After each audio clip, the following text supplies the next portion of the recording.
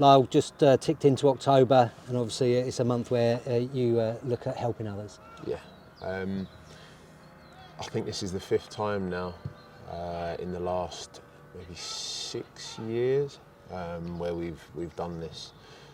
It's something that means a lot to me from a selfish point of view, but it also affects so many people who we know, and that's everybody.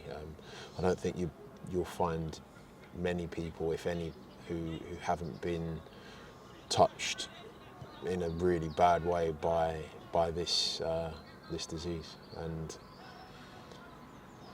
my original motivations were selfish, I'll be honest, because it was my family.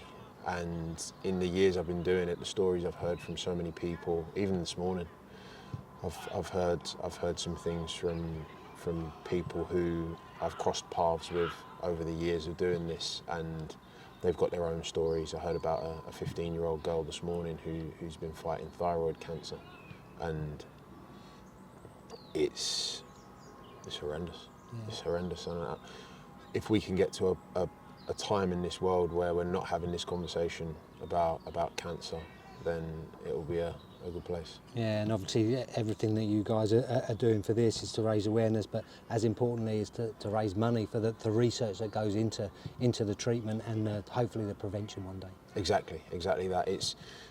It's a difficult one because we're kind of living in a world where people are struggling, especially financially, and it's really difficult for me to say, oh, please can you donate to this, but it's also the message, and sending the message is as important, and spreading the awareness, like you say, is as important. And I just want as many people to have the conversation, as many people to get involved. And like, over the years we've had so many people, kids especially, have really taken to it and dyed their hair pink, whole football teams, youth football teams and things like that. So it's something I'm really proud of, because it brings so many people together, but the world would be a nicer place if we didn't have to bring people together to fight against cancer. It'd be a nicer thing if we could do this from a place of celebration.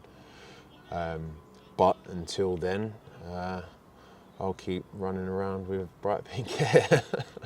Obviously, yeah, we can see quite clearly that you've done it. Are we going to see in the next 3 weeks any of Colchester United players join you in this, or has that been a tough ask? I'm not sure they will. I think the easiest one might be to get Nicky Cowley to do it, because he's got plenty of greys. They won't take much coaxing to turn pink.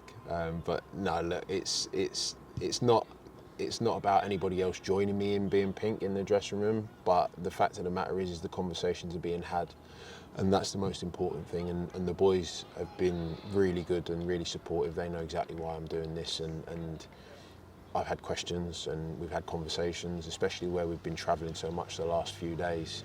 We've had plenty of conversations about it and why, and that is brilliant, because if I've got the backing of my teammates, then that's the most important thing.